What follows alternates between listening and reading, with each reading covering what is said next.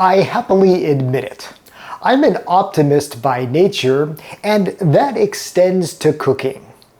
For example, what some might see as a bland food, I view as a culinary canvas. Two prime examples are cornmeal and grits. These corn siblings cost next to nothing, are highly versatile, and can easily cook up recipes that are anything but bland and boring. Today I'm going to explain the similarities and differences of grits and cornmeal, use cases for each, and demonstrate ways to create delicious meals with both. Hello and welcome to I Want to Cook. My name is Chef Matt and this channel is all about helping you be a better cook. And well, after watching this episode, you're going to know how to cook with both cornmeal and grits.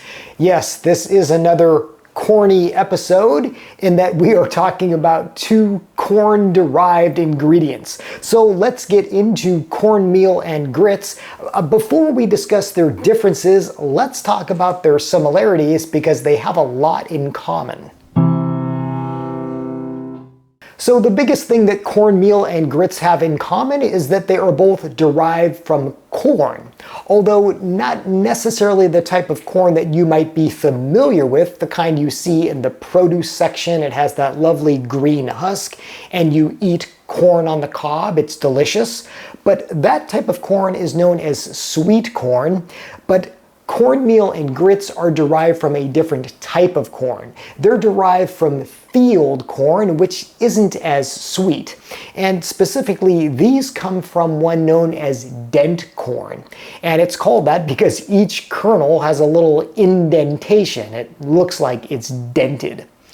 Well, that dent corn is dried and ground, and from there we get both cornmeal and grits.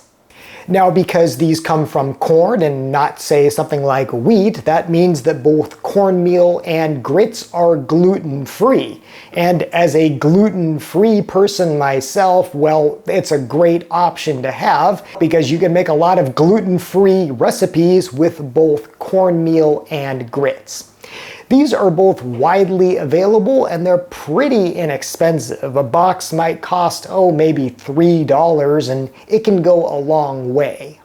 Now, most of the corn and grits products that you'll find on store shelves, they have been degerminated. And what that means is, well, it's kind of like white rice, where they take off that bran layer, they take off some other layers in processing, and then they add nutrients back in. I know that sounds kind of unusual, but what that does is it also makes them shelf stable. So that means that these can reside in a pantry for a long time without spoiling, while also having lots of nutritional benefits, not just taking all that good stuff out and not replacing it. As for those nutrients, these are both really low in fat, and yet they have good amounts of both B vitamins and iron. They're nice and fortified with that stuff. That said, there are specialty versions of both of these. There's heirloom varieties and there's whole grain. And well, you can seek those out at specialty markets or online if you want something that is, well, a little less common than what you can just grab on the store shelf. But for most cooking applications, I find these perfectly acceptable. Okay, so let's start with cornmeal, and you're probably already familiar with this. And cornmeal can really be thought of more as an ingredient than an end product of itself. That's because we use cornmeal in so many different recipes, kind of as a supporting role.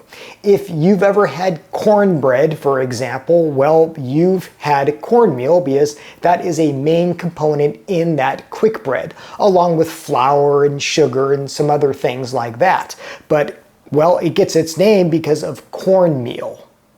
Now, when you think about cornmeal or see it on a store shelf, it's probably going to be this kind here, this one that's yellow in color. There's also white cornmeal and even blue cornmeal, which is a bit less common, but oh so colorful. There's also coarse, medium, and fine cornmeal, which all have their own applications, and even the finest, which is corn flour, but that's kind of its own thing. Now, for the most part, these varieties are interchangeable and they can be used in various kinds of recipes. And while we've made a lot of cornmeal-based recipes over the years on this channel, we've made, of course, cornbread, we've made Johnny cakes, which are those delicious fried batter. You get kind of like those crispy pancakes from them. We've even made corn sticks in a Lodge cast iron pan. Those are absolutely delicious. We've made a porridge-like gruel, and don't forget that you can also use cornmeal as a coating. It's absolutely delicious when combined with some flour and egg, and I don't know, maybe put on a chicken cutlet and fried. That is absolutely delicious, and well, you can create all of those recipes with cornmeal. It's a really great supporting actor. For that reason, I always have cornmeal on hand in my pantry, especially being gluten-free, because it is just so darn versatile. It's one ingredient, but it can play a role in so many different recipes. Now, compared to cornmeal, grits are far more singular in nature.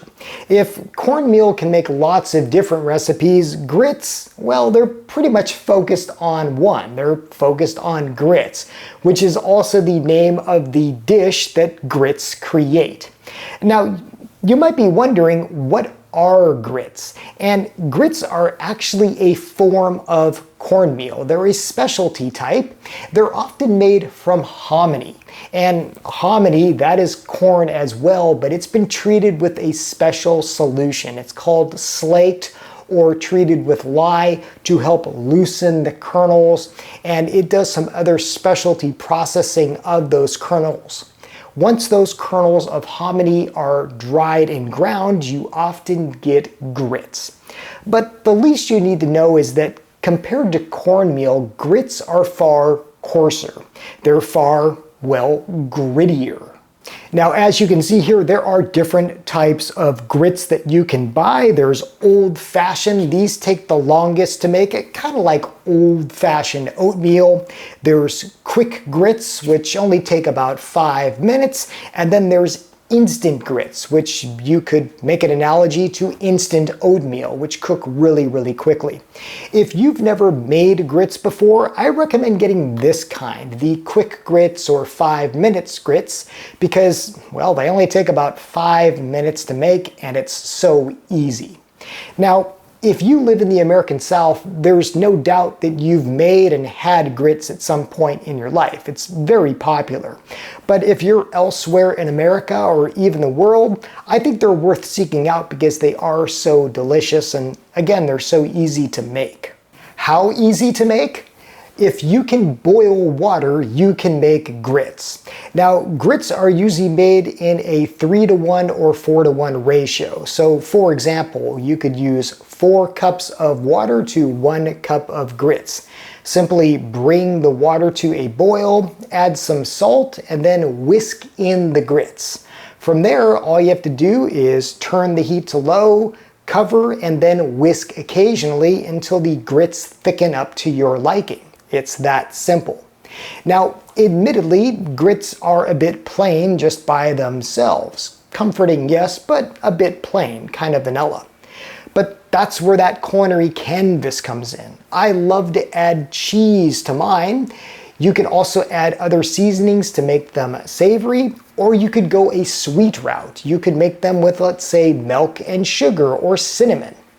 Of course, a classic grit recipe is shrimp and grits. So what I do is I make a big batch of grits, I put in a bunch of shredded cheese, I melt that down, then I saute up some shrimp in their own seasoning, put it on top, and you have an absolutely delicious meal, shrimp and grits. It's very famous. Have you had it? Do you love it as much as me? Let me know in the comments below. Now, coincidentally, you could do this with cornmeal, and when you do it with cornmeal, it's simply called mush, which I think is one of the more fun recipes to say, mush. And we did something like that when we made gruel a while back. Gruel is simply a thinner form of mush, and that's a pretty interesting recipe too. I'll put a link to that video in the description below.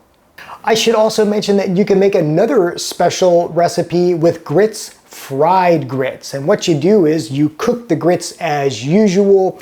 You put them in a dish to let them sit, you refrigerate, you let them harden, and then what you do is you slice up the grits and then you cook them in some oil in a pan. You get the edges nice and crispy. It is delicious that way, and it's very similar to polenta.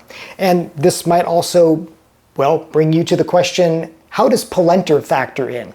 Polenta is also a corn-derived ingredient, although it is made from a different type of corn. It's made from a corn called flint corn instead of that dent corn, and it's processed even finer. If we need to do a whole episode on polenta, I will. Let me know if you want that in the comments below. So there you go, there's a little cornmeal versus grits tutorial. These are both wonderful ingredients in their own right. Again, cornmeal as an ingredient is just so versatile in so many different recipes. And grits, well, they make wonderful dish called grits. Yeah, the name of the dish is also the name of the ingredients. A little bit confusing, but delicious nonetheless. Are you team grits or team cornmeal or team both? Let me know your favorite recipe, what you like to make with these in the comments below. Okay, trivia time. Last week I asked you to identify this strange looking item from the produce section, and several of you knew exactly what this is.